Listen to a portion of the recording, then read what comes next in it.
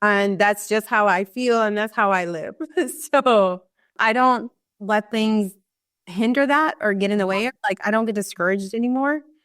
In my mind, the first thing I will say is if it's written for me, it's for me. If it's not, and that's okay. So step into the world of success with your brand amplified, the ultimate podcast designed to unravel the intricacies of thriving businesses. I'm your host, Annika Jackson, and I'm on a mission to uncover the stories, strategies, and secrets that have propelled entrepreneurs and business leaders to success. It's always fun when you get to interview somebody who's been your friend for quite a while and just bringing us together in a different context. Deena Abdul, Amunet Studios, and so much more. I'm so excited that you're here. You're so sweet. Thank you so much for having me. It is a lot more fun when it is, in a different phase in our life than we've been for so long. So, me too. And to go back to that phase, you were in Dallas. You were coming down to Houston for Conscious Couture event. I was a, quote, socially conscious fashionista. Yes, back in, many years ago, I was a fashionista, known as one in Houston. And that's where we originally connected because you, in one of your lives, and maybe you're bringing it back in the future, handbag designer, Egyptian American, amazing backstory, everything you're doing. I love the fact that we're still so connected and that we're, even in this phase of our lives, we're finding new ways to connect. Yeah. So we connected. I was living in Egypt because Luther was playing for the Rockets at that time. Oh my God. I was there. And then I moved to Dallas way later.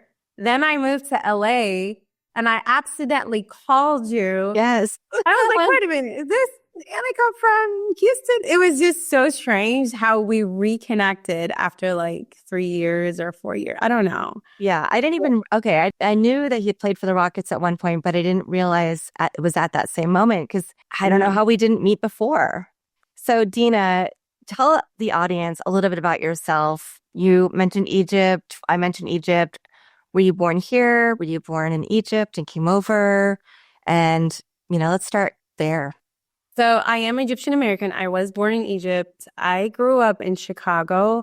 I migrated from Egypt to Chicago around the age of 7. So I went straight into like first grade. Not a word of English, by the way. My mom came before us. She spent about a year here in the States. And I have 5 brothers and sisters. So she left all of it. I don't know if she did it because I wouldn't be able to do it.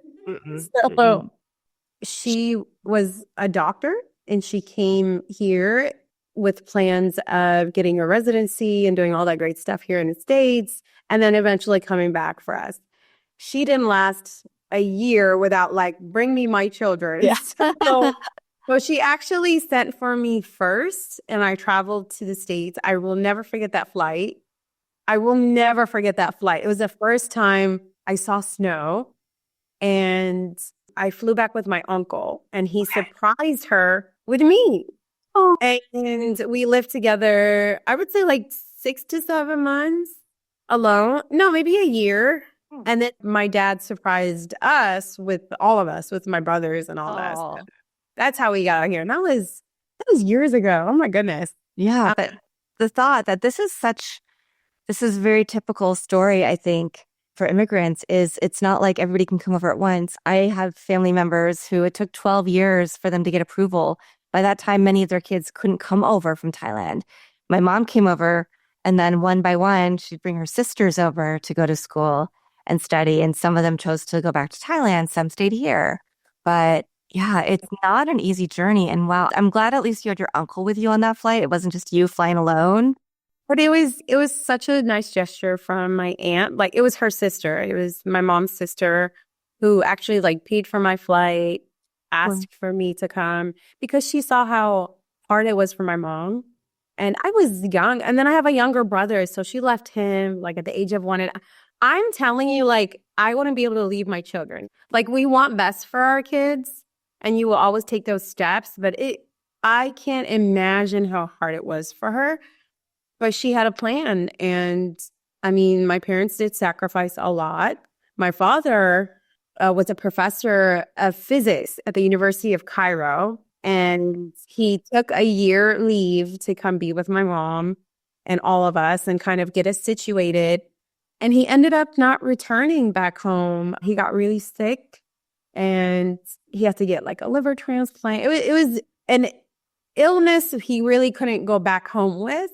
And to be honest, I don't think he would have survived if he had returned back home to Egypt. Wow. But he ended up kind of giving up his career and staying here. And I know it was really hard on him, but I know that my parents sacrificed so much for us to be here. So we can't mess up. And then we always hold my brothers accountable. We hold each other accountable in regards to like, we didn't come here to be, comfortable. We came here to really excel. So I think our parents were such a really good example of that. So yeah, and they're so cute.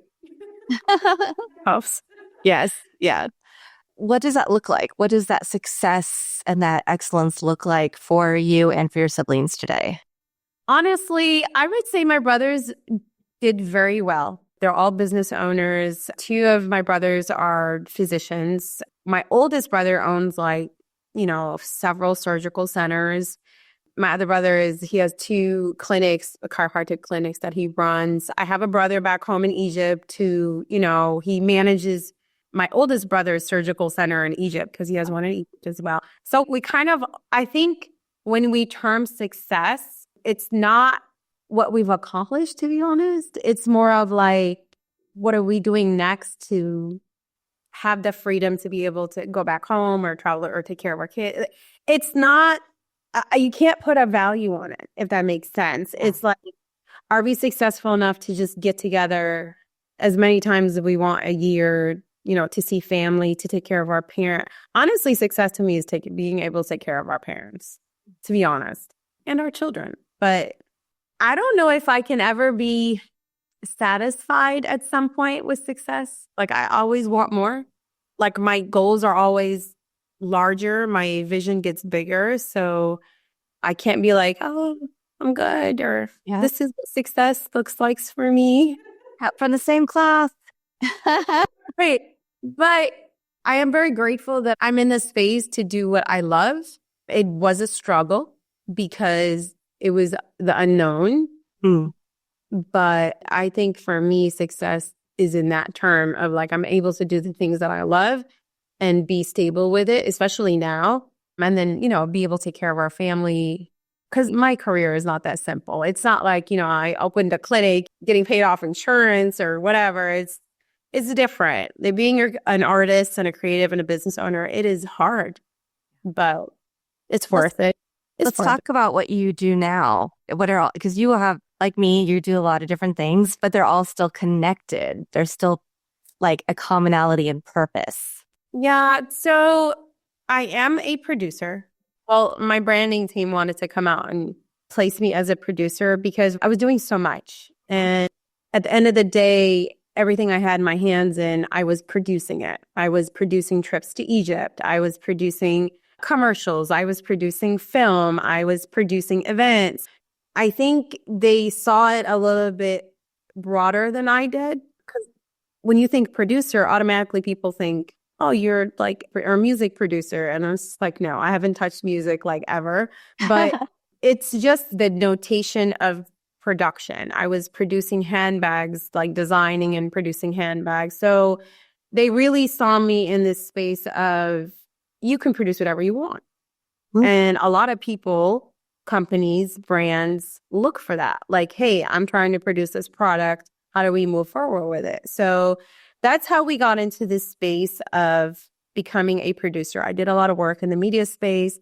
I launched my production company, Immigrating Studios, and that led me to more of the branding and marketing and the business side of film and production, because you can't have just the art, you have to have the business, or you're just going to be a starving artist. So when I moved to LA, I noticed that there were so many creatives, so many talented creatives, but it was so easy to get in on the business side because things were structured in LA. Like when you're on set, there's a producer, there's the AD, there's a scripty, there's, everybody knows their position, their roles. And so it was always treated like a business. And that automatically clicked in with me because that made it easier of like, okay, this is where my skill is. I'm more of the business side of film. Again, when we think business, we think money. What are we doing? How much it's going to cost? How to budget? How to do all the things. So that's where I found my space. I'm also in front of the camera, but because I'm very like outspoken and animated, but understanding the business helped you in front of the camera. So now that, when you're producing podcast or you're producing an event, you have to understand what you're doing, why you're doing it, and how to make money off of it, or you're going to struggle and it won't sustain. So that's where I found my niche. And then in addition to that, I'm very proud of Egypt because I'm Egyptian. I was born in Egypt, and Egypt is magical. So I got to become an ambassador for a travel company called Bucket List to Egypt, and I'm able to host trips to Egypt. So again, with that, we have that space of the content creation, but putting together a trip and inviting people to my country and my home is just a whole nother feeling of success, to be honest. So Yeah. like I wanted to make sure, and I promised myself this at the age of 22. I remember I was in Alexandria, outstanding outside on the balcony and like on my mom's condo. And I was like, whatever I do in my life, now that I graduated college, I want to make sure that I bring it home. Whatever it is. Like if I design bags, I'm going to manufacture in Egypt, right?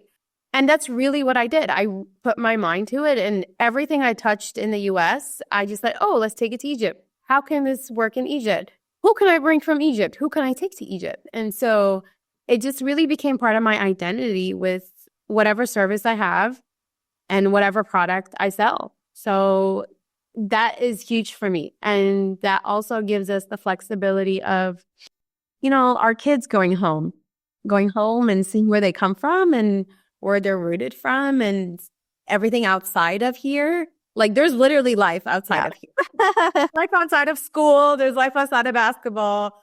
So yeah, that was a promise I made to myself before I got married, like for sure. Yeah. Like where I did was going to go to Egypt. So I love the framing of thinking about who you are as a brand and encapsulating it as you're a producer, because you are everything you do, even working with youth athletes, the trips, you're producing these trips to Egypt, the handbags, like you said, the film, the podcast, all of the different things that you do. And that's a really beautiful way to frame it in one word. And to your point, so many creatives, no matter where you are in the world, but we see it amplified here in Los Angeles, they don't have a brand. They haven't created maybe they have a little bit of a website, but they don't have a full one. They're not telling people what they're doing, especially if they're behind the scenes. Like, my boyfriend, he's the worst at advocating and marketing himself. Now, he always has work because of his reputation if he wants it. He also turns down stuff when he wants to have fun and travel. That's part of his idea of success. That's part of our idea of success too. But there is a time and place when you have to be able to do that. And you need somebody who's on your team who understands being a creative and also the other side, which is what you have. And so I will say this, we're always helping clients create their visuals, right? Or their story or their vocal, like their storyline, or we're always helping someone else create something. Mm-hmm. It was very difficult for me to do the same for me. So when I brought in the branding and the marketing team, people would always like, your bags are you, like you have to model your bags. I'm just like, no, I don't want to model my bags. Like I'm going to get a model and I'm going to hire models and do this. But what I was doing was I was literally stepping in my own way, because it took the branding team to tell me like, you're a producer. I'm like, no, I want to be a producer. And they're like, no, really, you can do this and you can do that. And this is how you're going to come out. This is how we're going to brand you. And it took a team to explain it to me, even though I explain other things to other clients, right? But just like you said, having someone in your corner to kind of clarify your message and help you identify what it is you do and why you do it and why it makes sense for you and your identity, it made life a lot easier for me. And so even now we're branding my son, right? The first Egyptian American NBA kid, right? I'm attached to him. So I had to get a team to do it because I was just like, this is my child. We can't go wrong. But at the same time, I see him differently than how other people can see him because I'm his mother. I could be biased and I also could be one-sided in regards to like, I don't really see him in practice or I don't really understand the dynamic of how he has a relationship with his dad, or I don't really see his success like he sees his success. So it had to come from another team, if that makes sense. Because I guess at the end of the day, I'm mom, right? Yeah.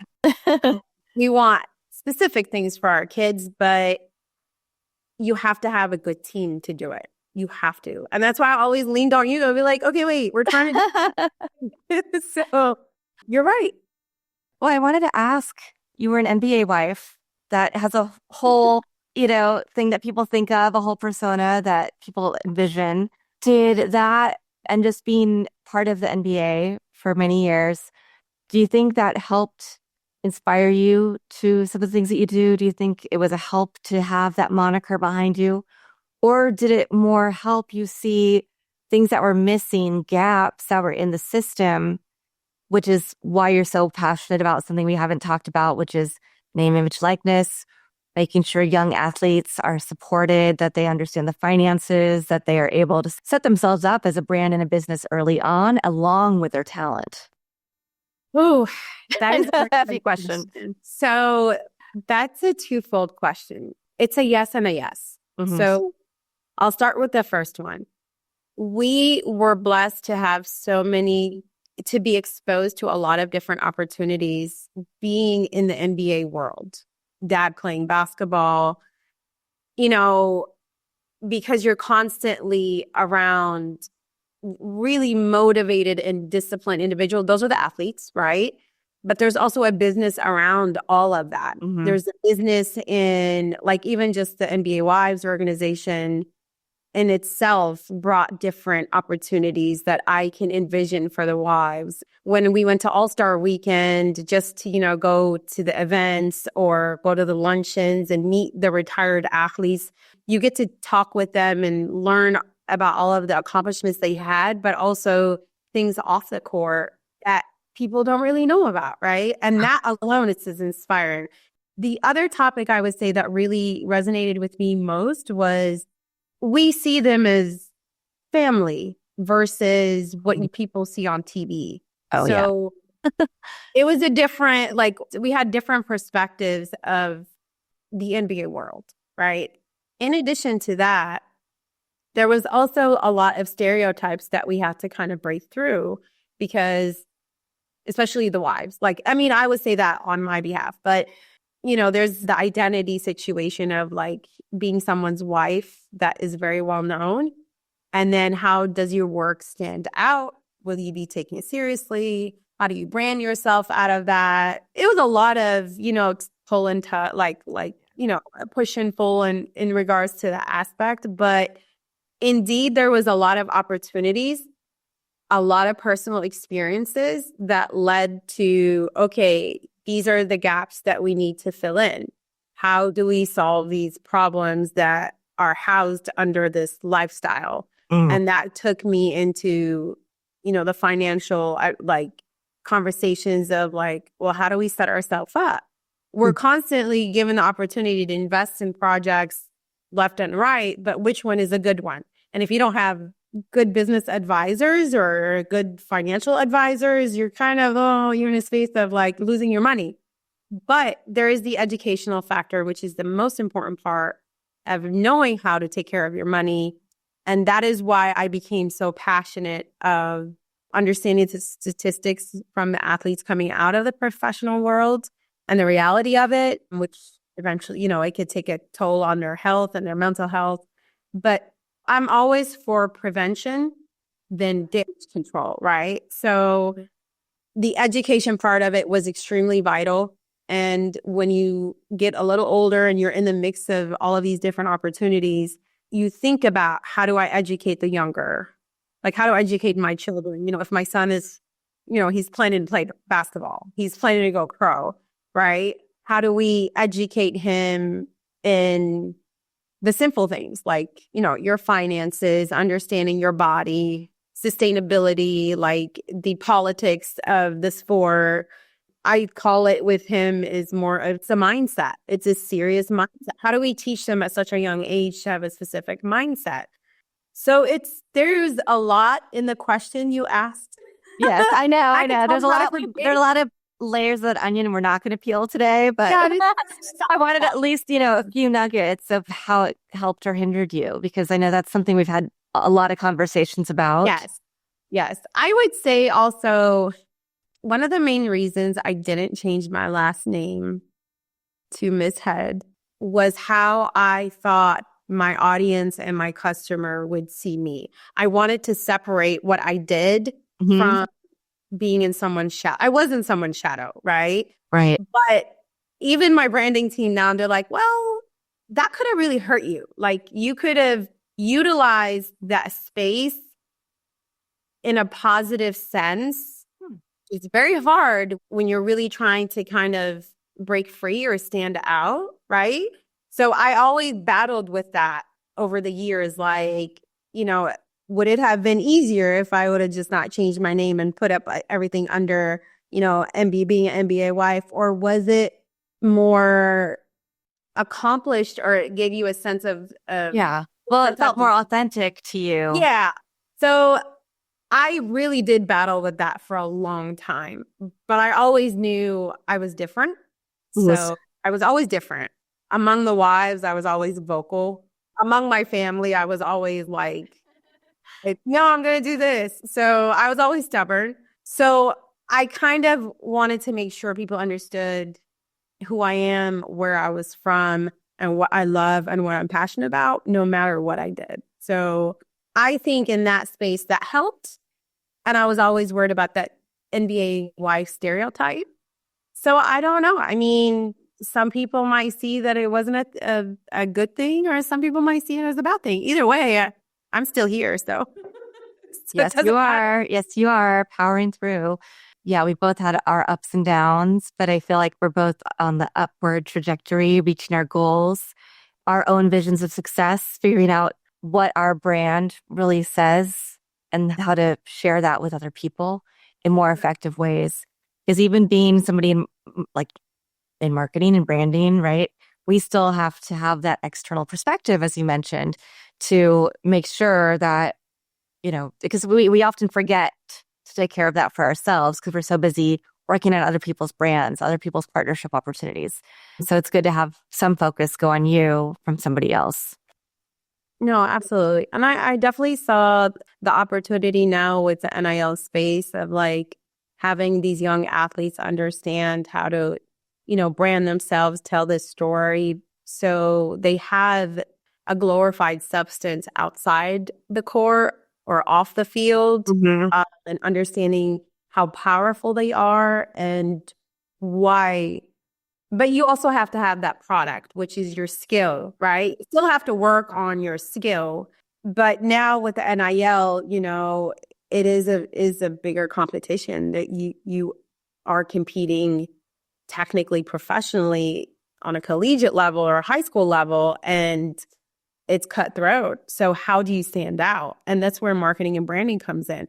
And everyone has a story. Everyone has something very special about them that makes them who they are. So that's what branding brings to people, is like, knowing why you are different and really growing on that. So it's exciting for us to hear from these young athletes now. Now we have a few college athletes, and, we're blown away about all of the things that their goals at such, I wasn't thinking like this in college.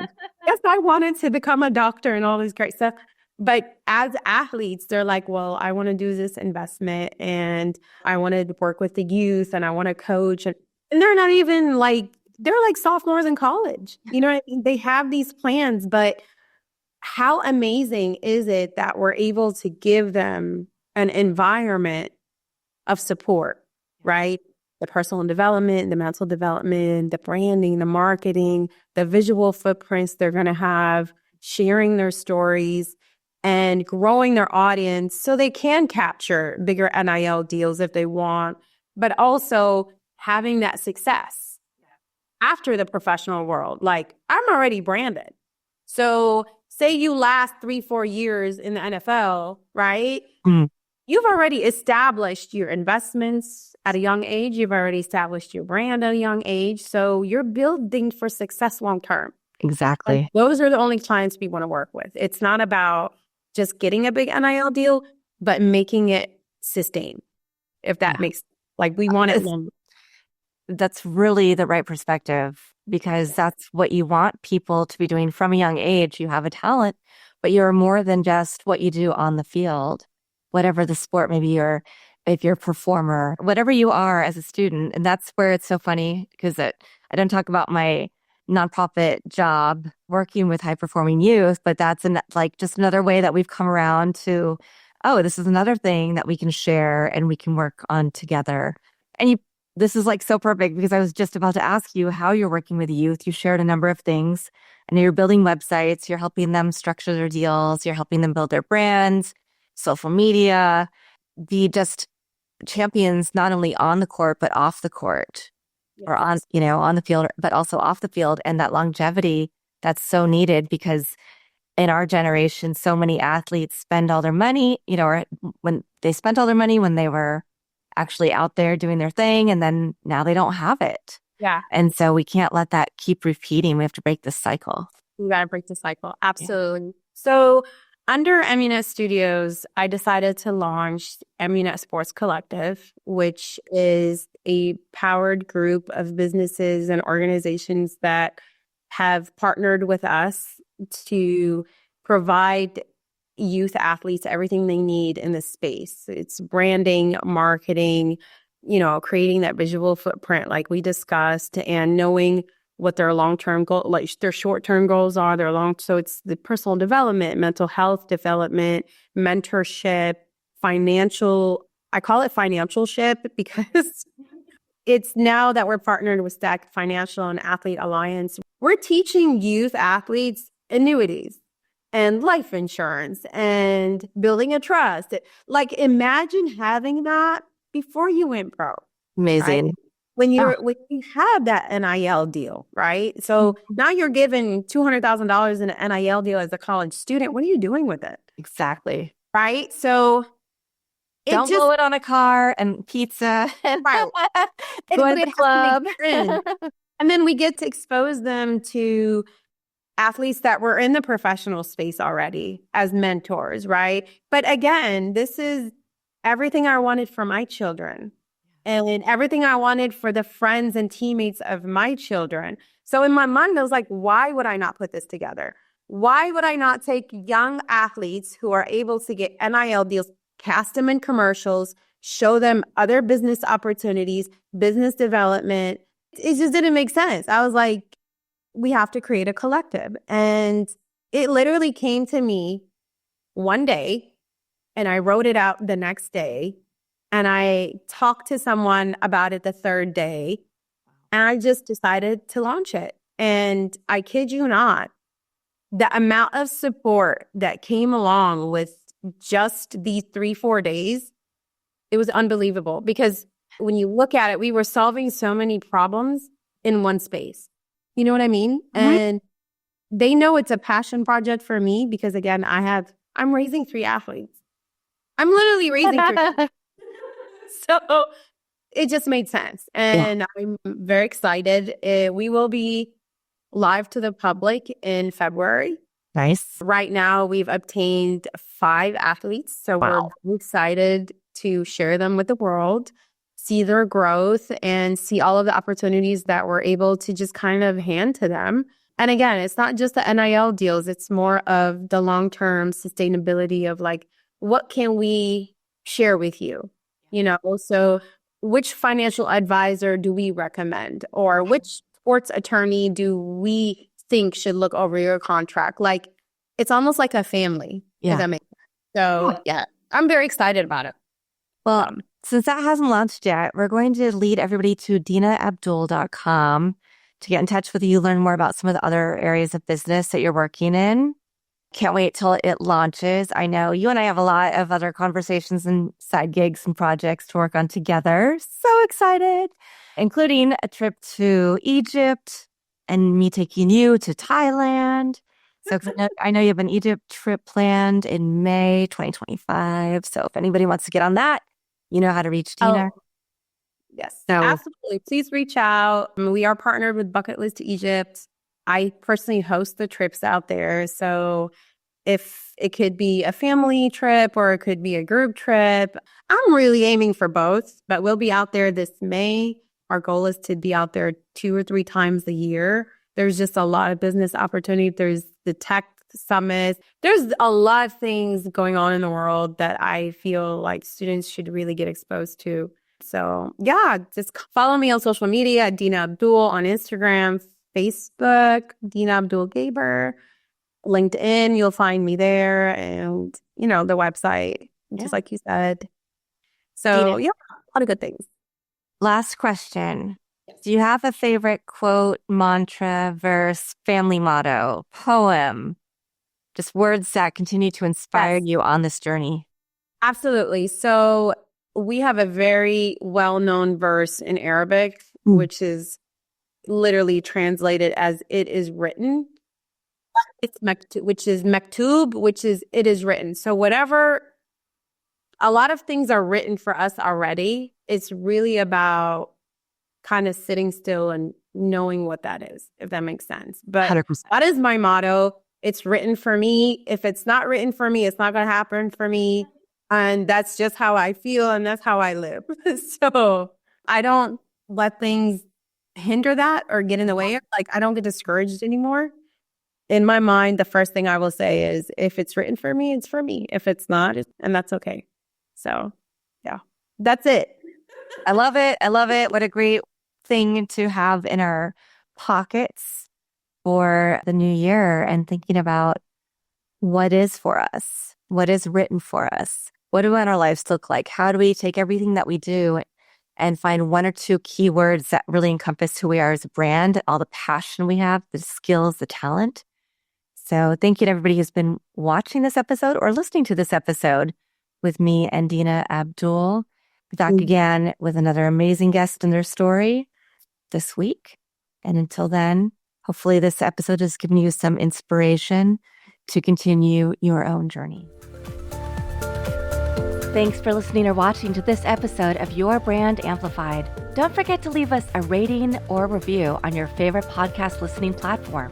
And if you want to learn more, check us out at yourbrandamplified.com.